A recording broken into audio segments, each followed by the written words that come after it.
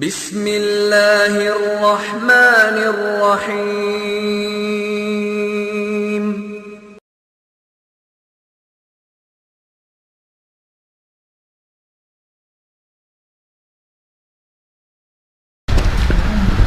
ونعوذ باللہ من شرور انفسنا ومن سیئات اعمالنا من يهده الله فلا مضل له ومن يضلل فلا هادي له واشهد ان لا اله الا الله وحده لا شريك له واشهد ان محمدا عبده ورسوله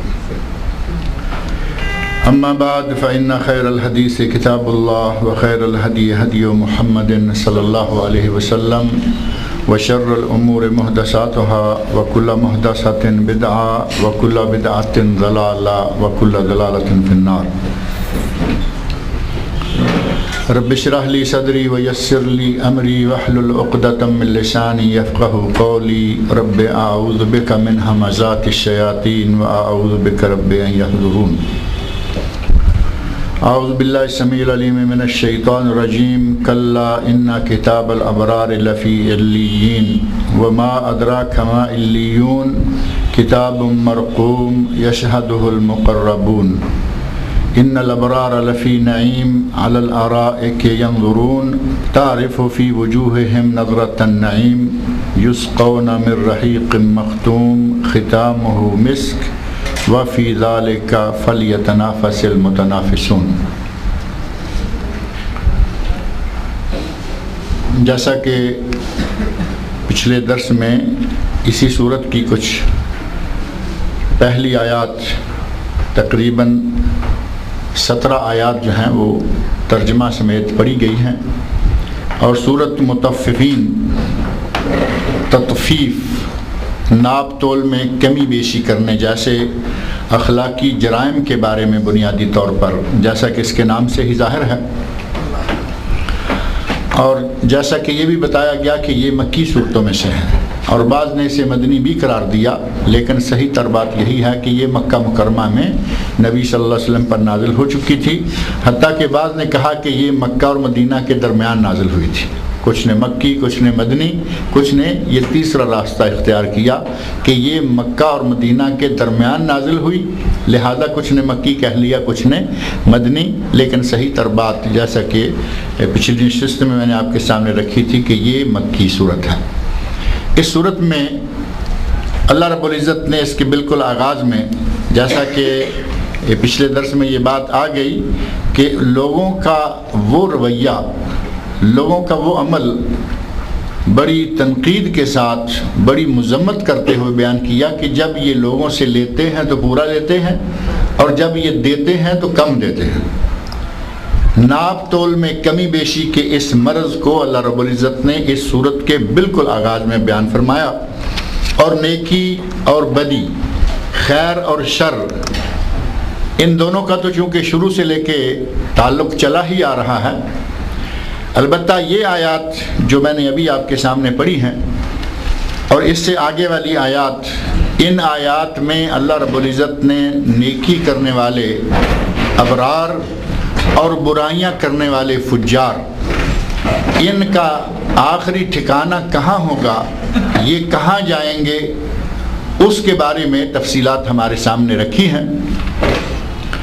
چنانچہ اللہ رب العزت نے اس آیت 18 میں ارشاد فرمایا ہے، کلا، ہرگز نہیں، ہرگز نہیں، یعنی یقیناً کے معنوں میں، ان کتاب الابرار لفی علیین، جو لوگ ابرار ہیں، جو لوگ نیک ہیں، جن لوگوں کے یہاں اعمال صالحہ کا ذخیرہ وافر تعداد میں موجود ہے، ان کی کتاب لفی علیین، علیین میں ہوگی۔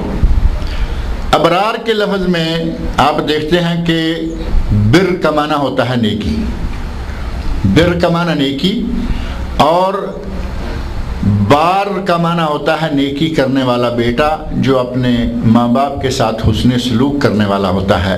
بار، بر، بر، برارا اور ابرار، یہ سارے لفظ ایک ہی مادہ سے نکلے ہیں، اور وہ ہے با اور را، بر نیکی، اور ابرار سے مراد وہ نیک، ویسے تو عام معروف ہے کہ صالح کا لفظ ہے، صالحین نیک لوگ، جبکہ صالحین سے بھی ایک آگے درجہ ہے نیک لوگوں کا.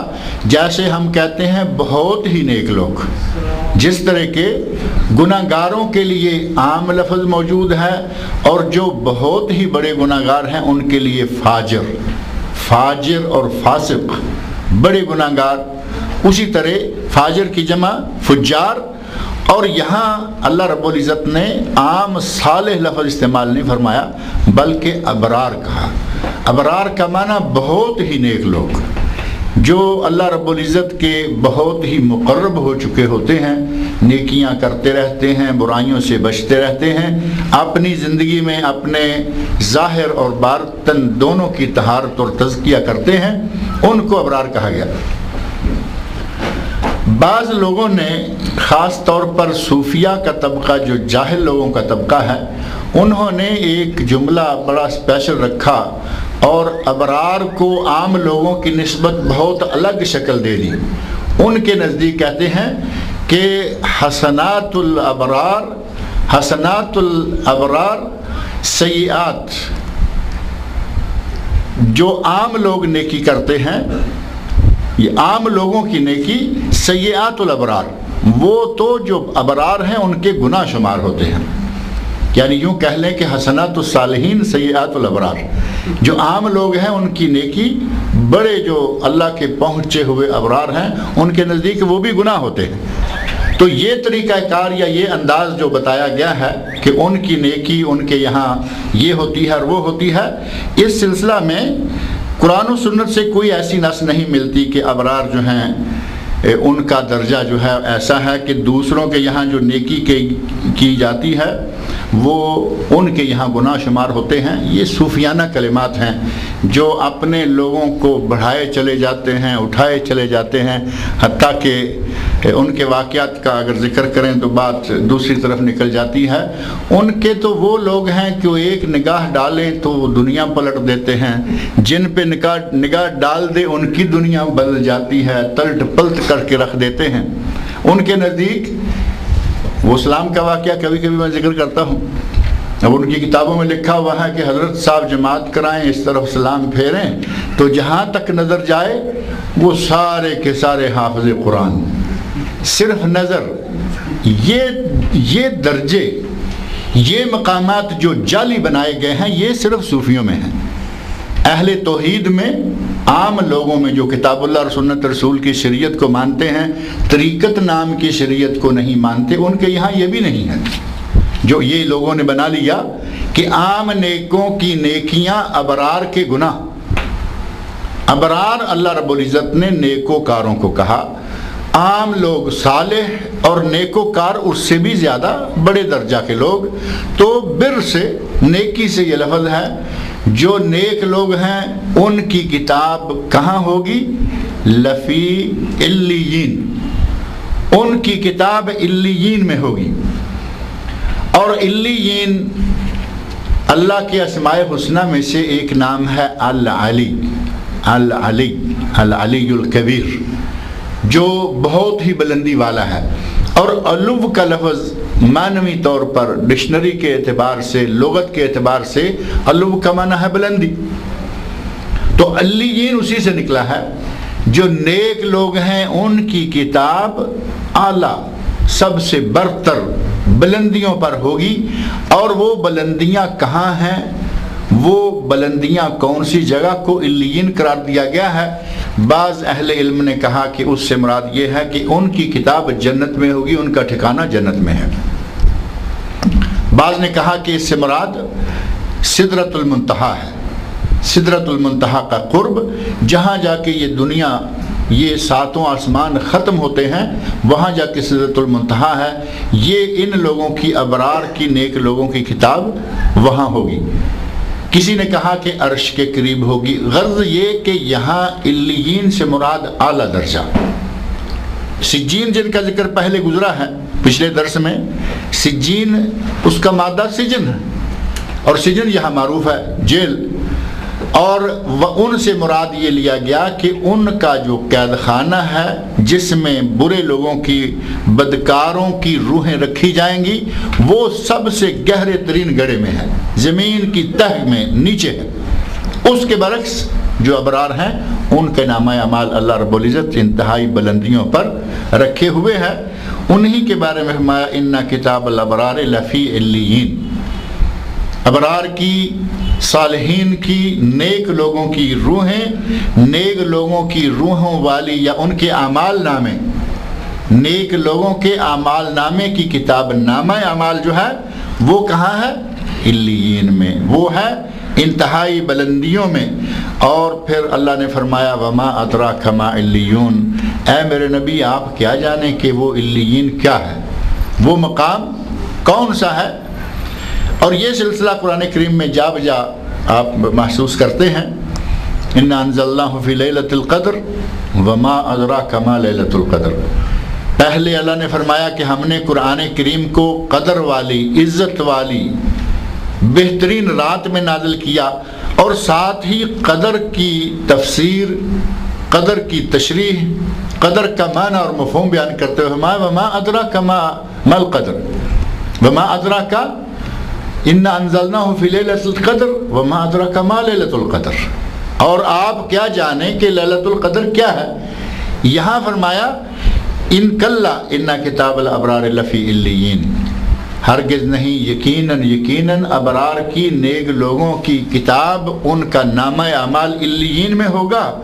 اور ساتھ ہی وما ادراک ما علیون، آپ کیا جانیں کہ وہ علیین کون سی جگہ ہے، کیا مقام ہے.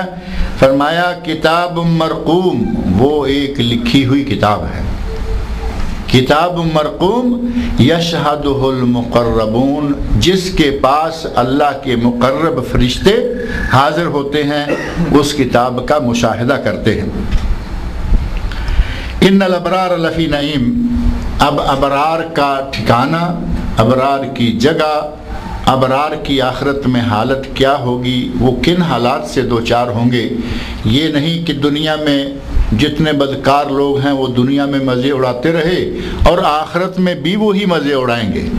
اللہ رب العزت کے ہاں انصاف ہے، عدل ہے، اور اس نے اپنے عدل سے اگر دنیا میں کوئی اس کی تابعداری کر کے جائے تو اس کے مزے آخرت میں ہوں گے. دنیا میں نافرمانی کر کے جائے گا، آخرت میں اس کا انجام جو ہوگا وہ اللہ نے بتایا کہ وہ کن کن عذابوں میں، کن کن مشقتوں، مصیبتوں میں اور کن کن سزاؤں سے گزرے گا. ان ابرار کے بارے میں فرمایا ان الابرار لفی نعیم، ابرار نیک لوگ، صالحین نعمتوں میں ہوں گے. نعمت کی جمع ہے نعیم. نیک لوگ نعمتوں میں ہوں گے، آخرت میں جا کر وہ اللہ کی نعمتوں سے فائدہ اٹھائیں گے، اللہ کی نعمتوں میں جئیں گے، اللہ کی نعمتوں میں رہیں گے. ان کا آخرت کا جتنا بھی وقت ہے وہ بڑے ہی مزے کے ساتھ گزرے گا. علی الارائک ینظرون، وہ مسحریوں پر بیٹھے ہوئے، تختوں پر بیٹھے ہوئے ایک دوسرے کو دیکھ رہے ہوں گے. تختوں پر بیٹھے ہوئے ہوں گے. آرائک اریکہ کی جمع ہے. ایک تو تخت یہ ہے، یہ بھی تخت ہے. ایک جس کے اوپر ہمارے کرسی ٹیبل رکھا ہوا ہے وہ بھی تخت ہے. اب ان دونوں میں فرق تو یہی ہو گیا نا. اسی طرح ایک تخت ہے اور ایک تختہ ہے. ایک تخت ہے اور ایک ہے تختہ. تخت عموماً تخت شاہی یعنی بڑے عہدے داروں کا جو ٹیبل یا بیٹھنے کی جگہ ہے اس کو آپ کہہ سکتے ہیں تخت. اور جب باری آ جائے تختے کی تو وہ تختہ دار ہوتا ہے. یا تخت یا تختہ، یہ لفظ تو آپ سنتے ہیں نا. تو اس کا معنی یہ ہوا کہ تختہ اہل جنت کے لیے نہیں، ان کے لیے تخت ہے، ان کے لیے تخت شاہی. یہ اریکہ اس جگہ کو، بیٹھنے کے اس مقام کو کہتے ہیں جو بڑے شاہی انداز میں بڑی اعلیٰ قسم کا بنا کے تیار کیا جاتا ہے. اس کا عموماً ترجمہ جو ہمارے اردو والے وہ کرتے ہیں مسحری. اور مسحری تو آپ جانتے ہیں کون سی ہوتی ہے. ایک ہے چارپائی، ایک اس سے بھی اچھی نوعیت کی چارپائی ہوتی ہے، اس کو کہا جاتا ہے بیڈ. اور بیڈ کو مسحری نہیں کہتے. مسحری وہ ہے کہ جو بیڈ سے بھی زیادہ بہتر شکل میں اور اس پہ بیل بوٹے لگا کر خوشبودار پھول، خوشبوئیں اور اس کا ماحول انتہائی خوبصورت بنایا گیا ہے. خاص طور پر شادی کے موقعوں پر سننے میں آتا ہے کہ وہ بڑی زبردست مسحری بنائی ہوئی، دلہا دلہن کے انتظار میں پہلے ہی 2-4 دن گھر میں بلکہ کئی ہفتے پہلے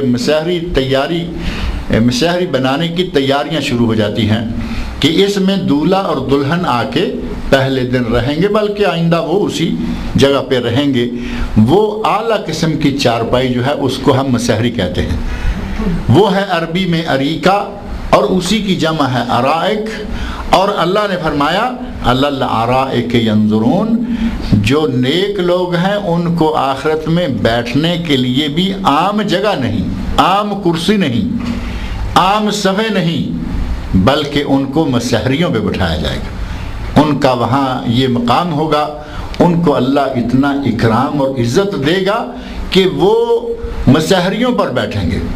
یہاں دنیا میں گھر والے چاہے کتنے مالدار ہوں، ان کی چارپائی کو مسحری کوئی نہیں کہتا، چاہے وہ کتنی قیمتی، چاہے کچھ بھی کیوں نہیں، مسحری صرف وہ کہلاتی ہے جو دولہا اور دلہن کی ہوتی ہے۔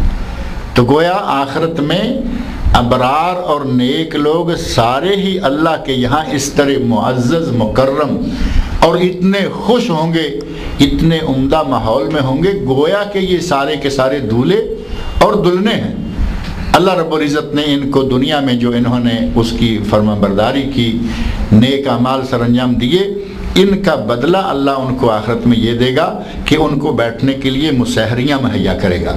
اور وہ یہ نہیں کہ وہ ایک آدمی مسحری پہ بیٹھا ہے، چاروں طرف دیوار لگی ہوئی ہے، تو وہ تو جیل خانے میں بند ہو گیا نا، اب اسے تو کوئی نہ نظر آ رہا ہے، نہ اسے کوئی دیکھ سکتا ہے، تو وہ تو قید خانے میں ہے۔ ینظرون، وہ دیکھ رہے ہوں گے ایک دوسرے کو۔ اللہ رب العزت نے وہاں ایسا من پسند ماحول انسان کے لیے بنایا ہوا ہے کہ تنہائی سے بھی انسان کو ڈر لگنے لگتا ہے۔ وہاں بالکل ماحول ایسا ہوگا جو انسان کی طبیعت کے عین مطابق ہے، وہ مسحریوں پر بیٹھے ہوں گے، ایک دوسرے سے گپیں کریں گے، خوش گپیاں کریں گے، ہنسیں گے، کھیلیں گے۔ وہاں اللہ نے انسان کو، ابرار کو، نیک لوگوں کو بہت ہی اعلیٰ مقام عطا کیا ہوا ہے۔ تعرف فی وجوہہم نظرۃ النعیم، آپ لوگ ان کے چہروں کو دیکھیں گے تو نعمتوں کی چمک، نعمتوں کی رونق ان کے چہروں پر نظر آ جائے گی۔ نظرہ، یہ ملتے جلتے 2 لفظ ہیں، ایک نظرہ ہے ضا کے ساتھ، طا اور ضا، جس کو ہم زوئیں کہتے ہیں۔ جیسے یہ نظر ہے، آنکھ والی نظر جو ہے وہ کس کے ساتھ ہوتی ہے؟ ضا کے ساتھ۔ وہ نظرہ ہے ایک، یعنی نظر ڈالنا، دیکھنا، نگاہ کے معنوں میں۔ حضرت علی رضی اللہ عنہ کو نبی اکرم صلی اللہ علیہ وسلم نے یہ نصیحت فرمائی تھی، یا علی لا تتبع نظرۃ نظرہ، اے علی ایک نگاہ کے پیچھے دوسری نگاہ نہیں لگانا۔ وہاں نگاہ سے مراد ہے آنکھ کا دیکھنا۔ اگر کسی بے پردہ عورت پر اچانک نظر پڑ جائے تو ایک نظر پڑ گئی بس، اب یہ نہیں کہ مسلسل دیکھے ہی چلے جا رہے ہیں، تاڑے ہی چلے جا رہے ہیں۔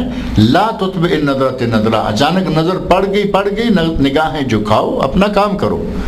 فإن لك الأولى وليس لك الآخرة، پہلی نگاہ جیسے کہتے ہیں، پہلی نگاہ معاف، اور دوسری نگاہ اگر دوبارہ پھر ڈالتا ہے تو وہ گناہ شمار ہوگی۔ یہ ہے نظر زوئیں کے ساتھ یا ذا کے ساتھ، اور یہاں ہے زواد نظرہ۔ بولنے میں تقریباً وہی لفظ، صرف مخرج کا فرق ہے، اور اس سے مراد ہے چہرے کی چمک، چہرے کی رونق۔ جب آدمی خوش ہوتا ہے، پہلے بھی ایک لفظ پچھلے دنوں گزرا تھا، جب آدمی خوش ہوتا ہے تو اس کے جسم کے خون میں دوران بڑھ جاتا ہے، سرکولیشن بلڈ جو ہے وہ تیز ہو جاتا ہے خوشی میں، اور وہ چہرے پر نمایاں ہو جاتا ہے۔ چہرے کی چمڑی جو پہلے سادہ سفید ہے، جب آدمی خوشی میں ہوتا ہے تو وہ چہرہ تمتما رہا ہوتا ہے، وہ سرخ و سفید ہو چکا ہوتا ہے۔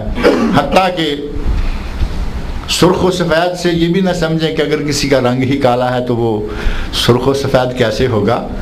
اللہ رب العزت کی قدرت ہے کہ جس کا رنگ کالا ہے اس کے چہرے پر بھی خوشی کے آثار بالکل نمایاں ہو جائیں گے۔ جو کالا رنگ عام حالت میں ہے، جب وہی آدمی خوش ہوگا تو اس میں فرق آ چکا ہوگا، گویا کہ خوشی کے آثار چہرے پر نمایاں ہو جاتے ہیں۔ دل خوش ہو تو اس کا آئینہ چہرہ ہے، دل میں غم ہو تو اس کا آئینہ چہرہ ہے۔ دل کی غمی چہرے پر، چہرہ مرجھا جائے گا، چہرے پر پیمردگی سی آ جائے گی، چہرہ جو ہے اس میں وہ خوبصورتی، وہ چمک دمک اور وہ نظارہ نہیں رہے گا جو کہ خوشی کے لمحات میں ہوتا ہے۔ اللہ رب العزت نے ارشاد فرمایا کہ نیک ابرار لوگ جو ہیں ان کو مسحریاں عطا کی جائیں گی، ان کے لیے بیٹھنے کا بہترین شاہی انتظام کیا جائے گا، اور تعرف فی وجوہہم، آپ جب ان کو دیکھیں گے تو ان کے چہروں میں آپ کو چمک، ان کے چہروں میں رونق، ان کے چہروں میں خوشی کی شادابی نظر آئے گی۔ یسقون من رحیق مختوم، انہیں وہ شراب پلائی جائے گی جس میں کہ وہ لذتیں ہوں گی، ایک پینے میں شراب ہے اور اسی سے ختامہ مسک، اسی میں مسک یعنی کستوری کی خوشبو بھی شامل کی گئی ہے۔ اس دنیا میں لوگ شراب پیتے ہیں تو اس کی صورتحال کیا ہوتی ہے؟ شراب پی رہے ہیں، اور کبھی آپ شراب پینے والوں کا کوئی منظر دیکھیں تو عموماً جو سننے میں بھی آتا رہتا ہے، ان مناظر میں بھی یہ چیزیں نظر آتی ہیں، اور میں ایک پڑھ رہا تھا، میں سمجھتا ہوں کہ انشاءاللہ العزیز اس انسان نے کبھی شراب کو شاید دیکھا بھی نہ ہو، لیکن نظارے چونکہ نظر آتے ہیں، کہتے ہیں کہ شراب پینے والوں سے لگتا ہے کہ جب یہ پی رہے ہیں تو ناک چڑھا رہے ہیں، کڑوی ہے، تلخ ہے، پیتے ہوئے ان کی حالت غیر ہو رہی ہوتی ہے، لیکن پیتے ہیں صرف اس لیے کہ وہ سمجھتے ہیں کہ اس سے ہمیں بعد میں پتہ نہیں کیا ہوگا، لیکن پیتے وقت ان کی حالت غیر ہوتی ہے۔ جبکہ اللہ رب العزت اہل جنت کو، ابرار کو، نیک لوگوں کو، صالحین کو جو جنت میں شراب دے گا، ہوگی نام کی شراب ہی، نام کی وہ شراب ہی ہوگی، لیکن وہ انتہائی لذیذ، انتہائی مزیدار، اور پینے کی لذت و مزہ ایک طرف ہوگا، اور ساتھ ہی اس کی خوشبو ایسی ہوگی کہ جب آدمی پینے لگے گا تو اس میں سے خوشبو آئے گی۔ مزیدار کوئی مشروب ہو تو آدمی منہ لگائے تو کہتے ہیں کہ منہ سے ہٹانے کو جی نہیں چاہتا۔ اللہ جو جنت میں نیک لوگوں کو شراب دے گا وہ ایسی ہوگی کہ منہ لگا لیا، ہٹانے کو جی نہیں چاہے گا۔ مزاجہ ختامہ مسک، اس کے ساتھ مسک کستوری کی خوشبو کی آمیزش کی گئی ہوگی، پینے میں بھی لذت اور اس کے سونگھنے میں بھی انتہائی مزہ۔ اللہ رب العزت ان لوگوں کو، اور جو لوگ یہاں شراب پیتے ہیں، دنیا والی شراب پینے کے بعد حالت کیا ہوتی ہے وہ آپ لوگوں سے پوشیدہ تو نہیں ہے نا۔ شراب پی لی، نہ بہن کی پرواہ، نہ بیٹی کی پرواہ، نہ اسے فرق ہے کہ یہ بیوی ہے یا ماں ہے یا بہن، شراب پی لی اور پاگلوں کی طرح۔ جنت میں شراب ہوگی، لذتیں ہوگی، مزے ہوں گے، لیکن بے ہوشی اور یہ جو ان میں عجیب سی حالت آ جاتی ہے مستی کی، یہ مستی نہیں ہوگی کہ پتہ ہی نہیں سامنے کون ہے۔ دنیا میں تو شراب آدمی کو پاگل کر دیتی ہے، بلکہ عربی میں خمر کا لفظ جو ہے وہ خمر لیا ہی اسی سے گیا ہے کہ یہ عقل کو ڈھانپ لیتی ہے۔ عربی میں خمر کہا گیا شراب کو، اور خمار کا معنی ہوتا ہے دوپٹہ۔ عربی میں خمار کا لفظ جو ہے، اب یہ ملتے جلتے لفظ ہیں، خمار، خے پر پیش ہو تو خمار، یہ کہتے ہیں نا کہ کیا خمار ہے، کیا مستی چڑھی ہوئی ہے، کس نشے میں مست ہو، وہ ہے خمار۔ اور وہیں سے ایک لفظ ہے خمار، خمار کا معنی ہوتا ہے ڈھانپ لینے والا۔ عورتیں جو اپنے سر پہ دوپٹہ لیتی ہیں، جو اب نہیں رہا، اب آج کل تو سلسلہ ختم ہوتا جا رہا ہے نا، آج کل برقع تھا وہ گیا، پھر چادر آئی وہ گئی، پھر دوپٹہ آیا وہ بھی گیا، دوپٹہ سر سے اترا گلے میں آیا، اب کہیں بھی نہیں رہا۔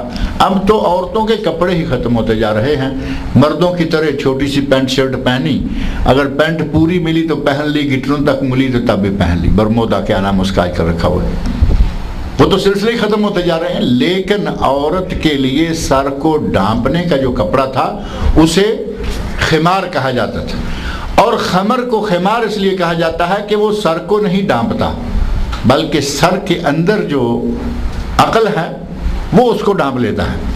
جیسے ہی شراب پی لیا چڑھ گئی، دماغ کو چڑھ گئی، عقل کو چڑھ گئی، اور یہ آدمی پاگل. بنی اسرائیل کے ایک آدمی کا واقعہ شاید باعث طوالت نہ ہو جائے، جسے یہ کہا گیا کہ 3 کاموں میں سے ایک کام کرو، یا شراب پیو، یا زنا کرو، یا قتل کرو. تو اس آدمی نے دیکھا کہ قتل بہت بڑا گناہ ہے اور زنا بہت بڑا گناہ ہے، تو اس نے سمجھا کہ چھوٹا گناہ کر لیتا ہوں، شراب پی لیتا ہوں. شراب پیا، قتل بھی کیا، زنا بھی کر لیا، کیونکہ اب وہ بات ختم ہو گئی. اسی لیے شراب کو ام الخبائث، تمام گناہوں کی جڑ، تمام بیماریوں کی ماں، ام الخبائث، تمام گناہوں کا بنیادی نقطہ جو ہے وہ شراب کو قرار دیا گیا. اس دنیا میں تو شراب یہی ہے. شراب پی لیں، بہو بیٹی بہن بیوی کوئی فرق نہیں، عورت عورت ہی نظر آتی ہے. لیکن قیامت کے دن شراب پئیں گے، لذتیں اس دنیا کی شراب سے 1000 گنا زیادہ وہ اللہ کی دی ہوئی ہے، وہ اللہ کی نعمت ہوگی. اس دنیا کی شراب کے مقابلہ میں ان دونوں کو آپس میں مقابلے میں رکھا ہی نہیں جا سکتا. اس میں سے بدبو آ رہی ہے. اس شراب کی بوتل کو ہمیں طالب علمی کے زمانہ میں ایک مرتبہ اکٹھے کر کے لے جایا گیا کہ ایک مل ہے، مل دیکھنی ہے، شوگر مل. اس شوگر مل میں ایک شعبہ الگ سے بنا ہوا ہے. جتنا کچرا مچرا گوڑ اور چینی کا بنتا ہے اس کو ایک طرف لے جا کر اس سے پر شراب میں آپ کے علم میں ہوگا کہ گڑ یا میٹھا بھی شامل ہوتا ہے، کچھ کھٹا بھی شامل ہوتا ہے، پتہ نہیں کیا کیا بلائیں شامل ہوتی ہیں. جتنی شوگر ملیں ہیں ان کے ایک کونے میں شراب بھی بنتی رہتی ہے. جن ملکوں میں شراب پی جاتی ہے اس سائیڈ میں، اب وہاں جو لوگ کام کر رہے ہیں وہ بڑے مزے سے، ہم چونکہ طالب علم تھے انہیں معلوم ہے کہ طالب علم ہیں، ان کو جو بھی کہیں گے کرتے ہیں. وہ ایسے ہاتھ پہ ڈالتا ہے، کہتا ہے ہاں دیکھو اس میں کیا کوئی ایسا، یعنی وہ چاہتا ہے کہ شیطان بڑا عجیب ہے، وہ اس کو ایسے لگائے ہوئے ہے کہ ان مولویوں کو کچھ تو چکھا کے بھیجو یہاں سے، کچھ تو یہ خالی نہ جائے. ایسے یقین مانے ہاتھ پہ ڈالا اور ایسے کرتا ہے، ہاتھ پہ ڈال کے ایسے زبان پہ لگا، اس کا دیکھو دیکھو، اس کا مطلب ہے کہ یہ پئیں گے تو نہیں، اسی طرح ہی سے. لیکن اس میں کوئی شک والی بات نہیں کہ اس میں سے بدبو آ رہی ہوتی. ایک مسلمان کے لیے کم از کم اس کا پینا بڑا مشکل ہے. بدبودار چیز جس کا نتیجہ ہمیں معلوم ہے کہ یہ عقل سے عقل زائل کر دے گی، ہوش و حواس ختم کر دے گی، اچھے برے کی پہچان، اپنے بگانے کی پہچان، حلال حرام کی، بیٹی اور بیوی میں فرق ختم کر دے گی. یہ ساری برائیاں اس دنیا کی شراب میں موجود ہیں. لیکن اس کے برعکس اللہ رب العزت فرما رہے ہیں کہ شراب وہ دیں گے ختامہ مسک، جس میں کستوری کی خوشبو ہوگی. شراب کا مزہ، شراب کی لذت، اس کا لطف اپنی جگہ، اور ساتھ ہی اس میں سے کستوری کی خوشبو آ رہی ہوگی. اور ساتھ یسقون، پلائے جائیں گے، اہل جنت کو پلائی جائے گی، من رحیق مختوم، وہ شراب جو کہ سرب مہر ہوگی. رحیق مختوم، رحیق اصل میں جو جس کو سنٹ کہتے ہیں نا، ست، شراب وہ جو خالص قسم کی ہے وہ ہے رحیق. اور مختوم کا معنی سرب مہر، جیسے سربند کہتے ہیں نا، سربند دعائیں ہیں، یہ جعلی نہیں ہوتی بلکہ یہ سربند ہیں. تو اللہ رب العزت وہ شراب پلائے گا جو سربند ہوگی، خالص ہوگی، اصلی ہوگی. اور اسی لفظ سے ہمارے مولانا صفی الرحمن صاحب مبارک پوری رحمۃ اللہ علیہ نے نبی صلی اللہ علیہ وسلم کی سیرت پر جو اپنی بحث لکھی ہے، آج وہ کتاب اردو، انگلش، بلکہ بہت ساری زبانوں میں چھپ چکی ہے. اس کا نام بھی تو آپ کو معلوم ہے نا، الرحیق المختوم. الرحیق المختوم یعنی سرب مہر شراب، وہ شراب جو اللہ جنت میں دے گا، جو دنیا میں ناممکن ہے کہ کسی کو ملے. نبی اکرم صلی اللہ علیہ وسلم کی سیرت طیبہ گویا کہ وہ جو سرب مہر ہے، وہ جس کا کہ کوئی مقابلہ دنیا میں نہیں ہے، اس شخصیت کی سیرت کے بارے میں تو انہوں نے نام رکھا الرحیق المختوم. یسقون، وہ اہل جنت پلائے جائیں گے، من رحیق مختوم، سرب مہر شراب سے، ختامہ مسک جس پر مہر لگی ہوگی یا جس میں آمیزش ہوگی مسک کی، کستوری کی۔ بعض علماء نے لکھا کہ جب وہ پئیں گے تو اس میں سے خوشبو آ رہی ہوگی کستوری کی، اور بعض نے کہا کہ جب پی کے فارغ ہوں گے تو اس کے بعد آخر میں، مہر آخر میں ہوتی ہے نا، ختام کا معنی آخر میں، اس کے پھر کستوری کی خوشبو کا گھونٹ جو ہے وہ آئے گا۔ یعنی اللہ رب العزت نے وہ چیز جو انسانوں کے لیے، اپنے بندوں کے لیے، نیک وکار لوگوں کے لیے، ابرار کے لیے تیار کی ہے، بنائی ہے، رکھی ہے، وہ ایسی ہے کہ پیتے ہوئے مزہ آ رہا ہے، اور ختم کرتے پڑتے مزے کی انتہا ہو جائے گی، یوں ہوگا کہ جیسے کستوری جو ہے وہ پینا شروع ہو گیا ہے۔ وَفِي ذَلِكَ فَلْيَتَنَافَسِ الْمُتَنَافِسُونَ، اللہ نے فرمایا کہ سبقت لے جانے والوں کو، رغبت کرنے والوں کو ایسے کاموں میں رغبت کرنی چاہیے، وہ کام جن کاموں کے نتیجہ میں اللہ رحیق مختوم پلائے، وہ کام جن کے نتیجہ میں اللہ جنت میں لے جائے اور جنت میں وہ شراب پلائے جس کی آمیزش کستوری کے ساتھ ہوگی۔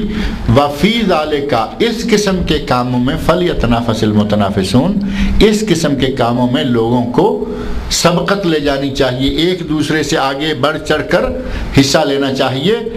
وَمِزَاجُهُ مِن تسنیم، اور فرمایا کہ اس شراب کی آمیزش تسنیم سے بھی ہوگی، اس میں مسک ہوگی اور اس میں تسنیم بھی شامل ہوگی۔ تسنیم کا معنی اصل میں بلندی ہوتا ہے، تسنیم سین نوم، ایک صنم ہے جو سواد کے ساتھ ہے، یہ تو وہ دوسرا صنم ہے، ایک پتھر کا ہوتا ہے اور ایک گوشت پوست کا بھی ہوتا ہے کہ صنم تم خود بھی ڈوبے اور ہمیں بھی لے ڈوبے، ایک وہ بھی صنم ہوتا ہے، لیکن ایک پتھر کا صنم ہے، یہ سواد کے ساتھ۔ جب سین کے ساتھ یہی صنم ہو تو اس کا معنی ہوتا ہے بلندی، اور یہ لفظ خاص اونٹ کی کوہان کے لیے استعمال ہوتا ہے۔ سنام یا سنام اونٹ کی کوہان کو کہا جاتا ہے، اور اونٹ کی کوہان ظاہر ہے کہ پہلے اونٹ بڑا لمبا اونچا، اور پھر اس کے سب سے اوپر کا بالائی حصہ جو ہے وہ کوہان ہوتی ہے۔ سنم یا سنام جو ہے یہ ہے اونچائی، سب سے اعلیٰ اور اونچائی جگہ۔ اس تسنیم کو جو کہ اصلاً شراب ہی کا ایک حصہ ہے جو جنت میں اہل جنت کو دی جائے گی، فرمایا کہ شراب ہوگی، اس میں کستوری کی آمیزش ہوگی اور ساتھ اس میں تسنیم ہوگی، تسنیم کی آمیزش بھی ہوگی، اور تسنیم اونٹ کی کوہان اونچی، اور اس کے بارے میں کہا گیا کہ اس کو تسنیم اس لیے کہا گیا کہ یہ جنت کی ایک نہر ہوگی جو بالائی جانب سے اترے گی، اور اس کی خوشبو، اس کا ذائقہ، اس شراب کا نشہ جو دوسری شراب ہے جنت میں دی جانے والی اس سے بہت ہی زیادہ ہوگا۔ اور نشہ سے مراد یہ بیوقوفان والا پاگل پر نہ لے لیں، نشہ یعنی لذت جو صحیح معنوں میں وہاں اہل جنت کو ملے گی۔ یہ دنیا والا نشہ جو ہے یہ تو عقل کی خرابی ہے نا، جیسے پی لیا ویسے ہی یہ جھومتا اور گرتا پڑتا کہیں نظر آتا ہے، وہاں اس طرح کی کوئی کیفیت پیدا نہیں ہوگی۔ تسنیم شراب جو کہ جنت کی بالائی جانب سے بہنے والی نہر کی شکل میں نیچے آئے گی اور اس میں سے اس میں شامل کی جائے گی۔ اندازہ کریں کہ ایک چیز کو اللہ رب العزت ہمارے لیے کتنے خوبصورت طریقوں سے تیار کر کے رکھ رہا ہے کہ میرے بندے آئیں گے تو میں ان کو یہ چیزیں دوں گا، کتنا اہتمام ہو رہا ہے ہر اعتبار سے کہ یہ آئیں تو ان کو دنیا میں یہ سنتے رہے کہ شراب ہے، لوگ شراب پی کر عیاشی کرتے ہیں، میں اپنے بندوں کو وہ چیز دوں گا کہ دنیا میں کبھی کسی نے دیکھی نہ ہوگی، سنی نہ ہوگی، اور نہ ہی کبھی کسی کے دل پر اس کا گزر ہوا ہوگا کہ اتنی مزیدار چیز بھی کوئی ہو سکتی ہے۔ اللہ رب العزت نے فرمایا کہ وہ شراب ہوگی، اس میں آمیزش ہوگی کستوری کی، اور اسی میں اس شراب کی آمیزش بھی کی جائے گی جو جنت کی بالائی جانب سے نازل ہونے والی ایک نہر میں آئے گی۔ عین یشرب بہا المقربون، وہ چشمہ وہ چشمہ جو مقربین کے پینے کے لیے اللہ رب العزت اوپر سے گرائے گا۔ چشمہ تو ظاہر ہے ہوتا ہی عموماً ایسا ہے کہ جس کا پانی اوپر سے گرتا ہے، وہ چشمہ جس کا پانی اللہ کے مقرب، اللہ کے قریبی بندے پئیں گے، وہ اس تسنیم سے بھی اس شراب میں کچھ حصہ شامل کیا جائے گا۔ یہ مقام اللہ رب العزت نے صرف پینے کی حد تک جو اہل جنت کو دیا جائے گا۔ رہیں گے کہاں؟ ایک صرف جھلک بتائی کہ وہ مسحریوں پر بیٹھے ہوں گے، ایک جھلک چہرے کی بتائی اور ایک جھلک پینے کی بتائی۔ جو آتے آتے جل پان کروایا جا رہا ہے، یہ ہے وہ چیز۔ لیکن بعد میں اللہ رب العزت کیا کیا نعمتیں دے گا، جو حور و قصور ہیں، جو وہاں کی نعمتیں، جو وہاں کی رونقیں، جو جنت کے بازار، جو جنت کی بیویاں، ایک طویل سلسلہ نعمتوں سے آدمی شب و روز دوچار رہے گا۔ یہاں صرف چھوٹی چھوٹی ایک جھلک اللہ نے دی ہے، اور پھر فرمایا ان الذین اجرموا کانوا من الذین آمنوا یضحکون۔ وہ لوگ جو مجرم ہیں، جو جرم کرنے والے ہیں، جرائم پیشہ ہیں، گناہ گار ہیں، یہ گناہ گار دنیا میں نیک لوگوں کو دیکھ کر ہنسا کرتے تھے۔ دنیا میں نیک آدمی کو دیکھا تو دیکھا کہ او لے یہ داڑھی والا جا رہا ہے، آواز لگاتے ہوئے بھی بڑی بدتمیزی کے ساتھ او داڑھی، یہ ہنسنے والا انداز ہے نا۔ اللہ کے رسول صلی اللہ علیہ وسلم کی سنت، تمام انبیاء کی سنت، یہ نام لیتے ہوئے نام نہیں لے رہا، بلکہ اس کو تکلیف ہو رہی ہے اس کی داڑھی سے، وہ نام لینے کی بجائے وہ داڑھی، کسی کو کہے گا کہ او صوفی، او حاجی، جان بوجھ کر یہ کوشش کرے گا کہ میں اسے گھٹیا سا ثابت کروں، جبکہ وہ اللہ کے یہاں کتنا مقام رکھنے والے ہیں وہ آخرت میں ہی جا کر پتہ چلے گا، یا ان چیزوں سے پتہ چلتا ہے کہ اللہ رب العزت آخرت میں اپنے بندوں کا کتنا اکرام اور کتنی عزت بنائے گا۔ بے شک مجرم لوگ، گناہ گار لوگ، جرائم پیشہ لوگ، کانوا من الذین آمنوا یضحکون، ایمان والوں، اہل ایمان، نیک عمل والوں سے ہنستے تھے، ان کی ہنسی اڑاتے تھے، ان کا مذاق اڑاتے تھے۔ وَإِذَا مَرُّوا بِهِمْ يَتَغَامَزُونَ، اور جب وہ نیک لوگ ان کے پاس سے گزرتے تو آپس میں ایک دوسرے کو آنکھوں سے، آنکھوں کے ابرو، آنکھوں کی پتلیوں سے ایک دوسرے کو آنکھوں سے اشارے کیے جاتے ہیں نا، ہاتھ سے بھی اشارہ ہوتا ہے اور پورے سر سے بھی اشارہ ہوتا ہے، اور کبھی صرف آنکھ کی پتلی سے ہی ایسے تھوڑا سا کہتا ہے نا کہ آنکھ ماری اور بتایا وہ گزر رہا تھا تو اس نے اس کو اشارہ کیا۔ اشارے کی پوزیشن ایسی ہے کہ پورا جسم ایک جگہ رکا ہوا ہے، اسے معلوم ہے کہ میں ذرا بھی اشارہ کروں گا تو میرا پتہ نہیں کیا حشر ہو جائے گا، آنکھوں میں ہی اشارہ کر کے بتا دیا کہ یہ ہے۔ یہ جب دنیا میں کسی کو زیادہ کھل کے کسی کے خلاف بد زبانی یا کسی کا کھل کر مذاق نہیں اڑا سکتے تھے تو آپس میں ایک دوسرے کو اشارے کرتے کہ یہ لو جی وہ جا رہا ہے، یہ حاجی جا رہا ہے، یہ نمازی جا رہا ہے، یہ فلاں جا رہا ہے۔ وَإِذَا مَرُّوا بِهِمْ يَتَغَامَزُونَ، جب یہ ان کے پاس سے گزرتے تھے تو یہ اپنی آنکھوں سے ان کی طرف بنظر حقارت دیکھتے ہوئے، ایک ہے کہ آدمی کسی کو بڑی عظمت دیتے ہوئے، بڑی شان سمجھتے ہوئے اشارہ کرے کہ بھائی دیکھو یہ جا رہا ہے، یہ فلاں آدمی، ایک ہے کسی کو حقارت کی نظر سے دیکھنا، کسی کو گھٹیا سمجھنا اور پھر اپنی آنکھوں سے اسی طرح کا اشارہ کرنا۔ اللہ نے ان کی حالت دنیا میں جو رہی اس کی طرف اشارہ دیتے ہوئے فرمایا کہ یہ لوگ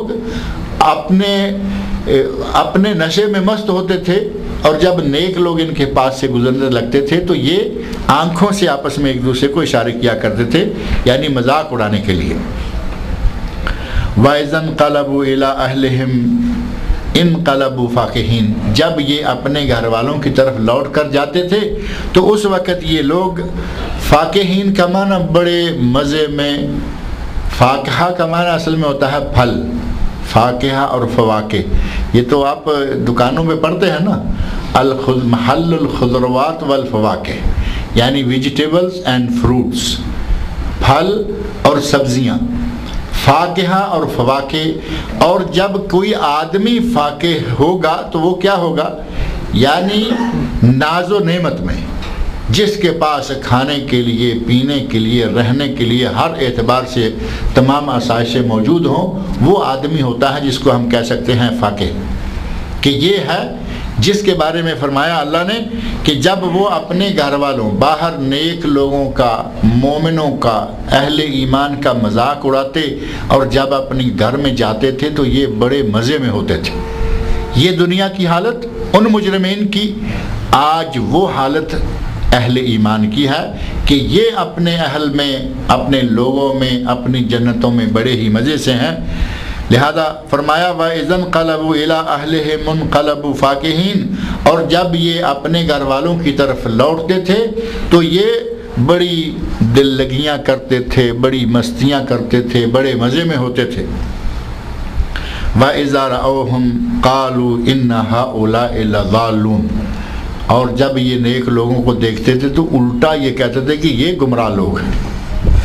آج بھی ماحول ایسا بنا ہوا ہے کہ آج بھی صحیح معنوں میں جو اہل توحید ہیں ان کو کہیں گے بیوقوف ہیں، ان کو پتہ ہی نہیں دنیا کہاں سے کہاں چلے گی۔ یہ آج بھی انہیں، پھر کچھ لوگ وہ ہیں وہ تو بڑا عجیب انداز اختیار کریں گے۔ بعض مسائل ایسے ہیں جن میں علماء کے آپس میں اختلافات ہیں، رفع دین کا مسئلہ ہے، علماء کا اختلاف ہے۔ سنت رسول یہ ہے کہ رکوع جاتے ہوئے اٹھتے ہوئے بھی رفع دین کی جائے جیسا کہ پہلے شروع میں کی جاتی ہے۔ اس کے خلاف کچھ لوگوں نے بڑے عجیب قسم کی کہانیاں شروع کر رکھی ہیں، کہیں گے جی جو آدمی رفع دین، یہ شروع اس لیے ہوئی تھی کہ صحابہ کرام نعوذ باللہ اپنے بغلوں میں بت لے آتے تھے۔ یہ کہانی تو آپ سنتے ہوں گے نا کبھی نہ کبھی۔ یعنی اتنا بڑا جھوٹ اور ایڑیاں جوڑ کر جھوٹ بولتے ہیں ممبروں پہ کھڑے ہو کر، نہ کہیں حدیث میں، نہ قرآن میں، نہ کسی معتبر کتاب میں، صرف مولوی کی زبان سے یہ بات نکلتی ہے۔ نعوذ باللہ صحابہ کرام وہ ایمان لانے کے بعد اپنی جان ہتھیلی پہ رکھ کے نبی صلی اللہ علیہ وسلم کے ساتھ چلا کرتے تھے۔ وہ بغلوں میں بت لے کے آئیں گے، کہتے ہیں جی بغلوں میں بت لے کے آتے تھے اس لیے رفع دین۔ اب مان لیا بغلوں میں بت لے کے آئے، جب اللہ اکبر سارے کہتے ہیں پہلی مرتبہ، اس وقت تو سارے رفع دین کرتے ہیں یا نہیں؟ ہر آدمی، اہل حدیث، اہل سنت، حنفی، شافعی، مالکی، حنبلی، جب سارے ہی پہلی رفع دین کرتے ہیں تو بت تو گر گئے۔ اب رکوع سے پہلے اور رکوع کے بعد والی رفع دین کا کیا معنی ہو؟ لوگوں کو غلط طریقے پر چلانے کے لیے، سنتوں سے دور کرنے کے لیے کتنے شیطان لوگوں کو جان سے نکلاتا۔ غرض یہ کہ اس قسم کے مسائل کو لے کر جو بے دین لوگ ہیں، جو بدکار لوگ ہیں، وہ کہیں گے یہ دنیا چاند پر پہنچ گئی اور یہ رفع دین کے مسئلے میں پھنسے ہوئے۔ یہ انداز ہوتا ہے بے دینوں کا، دیندار لوگوں کا مذاق اڑانے۔ کوئی کر رہا ہے یا نہیں کر رہا، کر رہا ہے سنت رسول پر عمل کر کے ثواب کما رہا ہے، نہیں کر رہا نماز پڑھ رہا ہے، فریضہ تو ادا کر رہا ہے۔ یہ باہر کھڑا ہو کر مسجد میں داخل ہونے کو تیار نہیں، نماز پڑھنے کو تیار نہیں، لیکن رفع دین کرنے نہ کرنے والے دونوں کا مذاق اڑانے کے لیے بیٹھا ہوا ہے۔ کہے گا دنیا کہاں سے کہاں، دنیا چاند پر پہنچ گئی اور یہ رفع دین کے مسائل میں آمین کے جھگڑوں میں پڑے ہوئے۔ بھائی دین میں داخل ہو گئے تو یہ باتیں آئیں گی نا۔ جو دین میں ہی نہیں آتا اسے رفع دین کیا اور اسے آمین کیا کرنی ہے نہیں کرنی ہے، بلند آواز سے کرنی ہے بغیر آواز کی کرنی ہے۔ تو یہ ہے جو اللہ نے فرمایا وَإِذَا رَأَوْهُمْ، جب وہ ان اہل ایمان کو دیکھا کرتے تھے، قالو، تو یہ کہا کرتے تھے إِنَّ هَؤُلَاءِ لَضَالُّونَ، یہ گمراہ لوگ ہیں۔ تھے خود گمراہ لیکن اہل ایمان کو، ہدایت والے لوگوں کو دیکھتے تو کہتے کہ یہ گمراہ ہے۔ الٹا چور کوتوال کو ڈانٹے والی بات، تھے گمراہ خود لیکن کہتے تھے اہل ایمان کو کہ یہ گمراہ ہیں۔ وَمَا أُرْسِلُوا عَلَيْهِمْ حَافِظِينَ وَإِذَا رَأَوْهُمْ قَالُوا إِنَّ هَؤُلَاءِ لَضَالُّونَ، اور جب یہ ان کو دیکھتے تو کہتے کہ یہ گمراہ ہیں۔ وَمَا أُرْسِلُوا عَلَيْهِمْ حَافِظِينَ، یہ ان پر پاسباں بنا کر تو نہیں بھیجے گئے تھے، یعنی ان کو ان کا نگران، ان کا داروغہ، ان کا پاسبان بنا کر تو نہیں بھیجا گیا تھا۔ تمہیں اپنے آپ کو سنوارنا ہے، سدھارنا ہے، اسلام میں آنا ہے، تم خود اپنے آپ کو صحیح کرو، معاملہ ختم۔ لیکن دنیا میں یہ اہل ایمان کا نیک لوگوں کا مذاق اڑاتے رہے اور انہیں ہمیشہ برا بھلا کہتے رہے۔ اب معاملہ وہاں الٹ گیا کہ اہل ایمان مسحریوں پہ بیٹھے ہوئے ہیں، مزے اڑا رہے ہیں، اور یہ لوگ جہنم میں پڑے ہیں، سزاؤں میں عذابوں میں پھنسے ہوئے ہیں۔ اور ان کے بارے میں کہا کہ یہ جو کہتے ہیں یہ گمراہ ہیں، انہیں اللہ نے ان کے لیے نگہبان اور داروغہ بنا کر نہیں بھیجا۔ فَالْيَوْمَ الَّذِينَ آمَنُوا مِنَ الْكُفَّارِ يَضْحَكُونَ اب وہ دن آ گیا ہے کہ جو اہل ایمان ہیں وہ کفار کا مذاق اڑائیں گے۔ یہ ہیں آج جو کل ہمیں کہتے تھے کہ یہ گمراہ ہیں، ہم تو گمراہ تھے یا کیا تھے، اللہ نے ہمیں ہمارے عمل کا اچھا پھل دے دیا، آج ہم نعمتوں میں ہیں، جنتوں میں ہیں۔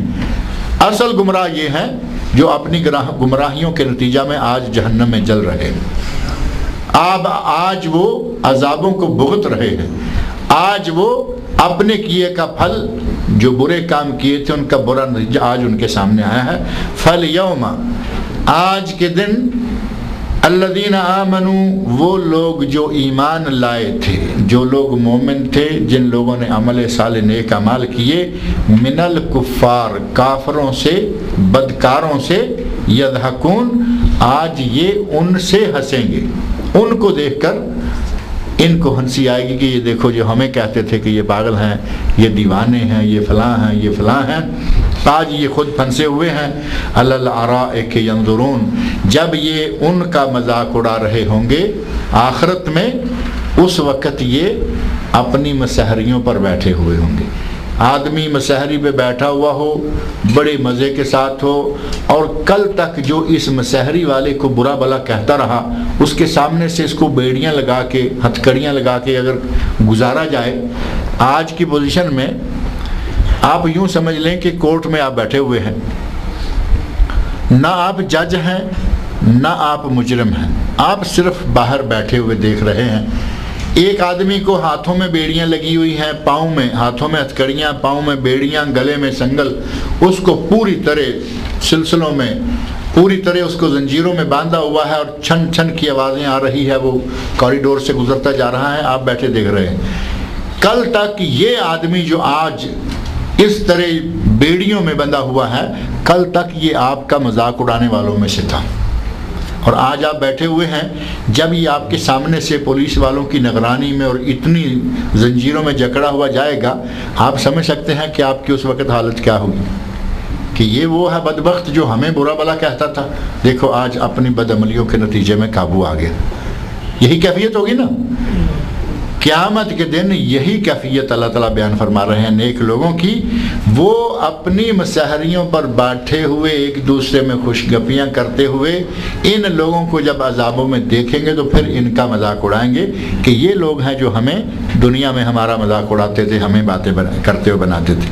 حل ثوب الکفار ما کانوا یفعلون کہ اب ان منکروں نے جیسا، ان منکروں نے، کافروں نے جیسا کیا تھا، اب ان کو ان کے عملوں کا بدلہ مل گیا، ان کے عملوں کا ثواب انہیں دے دیا گیا۔ ثوبہ ثواب کا لفظ نظر آتا نا اس میں، ثواب کا معنی صرف نیکی کا بدلہ ہی نہیں ہوتا۔ ہم تو کہتے ہیں نا یا اللہ ہمیں ثواب عطا فرما، تو کس پہ کہتے ہیں؟ چوری کرنے والا تو نہیں کہتا نا کہ مجھے ثواب عطا فرما، نماز پڑھنے والا کہے گا، روزہ رکھنے والا کہے گا، صدقہ دینے والا، زکوٰۃ ادا کرنے والا، نیکی کے عمل کا ثواب عطا فرما، یعنی اے اللہ ہمیں اس کا نیک بدلہ عطا فرما۔ اور جو برا کرتا ہے اس کو جو بدلہ دیا جاتا ہے اسے بھی ثواب ہی کہا جائے گا۔ لغت میں اس ثواب کا معنی ہے بدلہ، اچھے کا بدلہ اچھا ہوگا تو وہ ہمارا ثواب، اور برے کا بدلہ برا ہوگا تو وہ مجرموں کا ثواب۔ یہ اپنی مسحریوں پر بیٹھے ہوئے اہل جنت اس وقت کہیں گے کہ ان کو ان کے اپنے کرتوتوں کا بدلہ آج مل گیا ہے، یہ جو ہمیں برا بھلا کہتے تھے، ہمارا مذاق اڑاتے تھے، ہماری ٹانگ کھینچتے تھے، آج دیکھو یہ قابو آئے ہوئے ہیں۔ اور یہ کہیں گے حل ثوب الکفار ما کانوا یفعلون کہ یہ منکر جو کچھ کیا کرتے تھے، ما کانوا یفعلون جو ان کے عمل تھے، جو ان کے فعل تھے، ان پر آج ان کو بدلہ مل گیا ہے۔ اللہ رب العزت ہمیں ان لوگوں میں سے بنائے جو مسحریوں پر بیٹھیں گے۔ اللہ رب العزت ہمیں جنت کی شراب مہیا فرمائے جس کی آمیزش تسنیم سے ہوگی، جس میں آمیزش کستوری کی ہوگی۔ اللہ تعالیٰ ان جنت کی نعمتوں کو حاصل کرنے کی ہمیں توفیق عطا فرمائے۔ اللہ تعالیٰ مجھے اور آپ سب لوگوں کو قرآن کریم پڑھنے، سمجھنے اور اس پر عمل کرنے کی توفیق عنایت فرمائے۔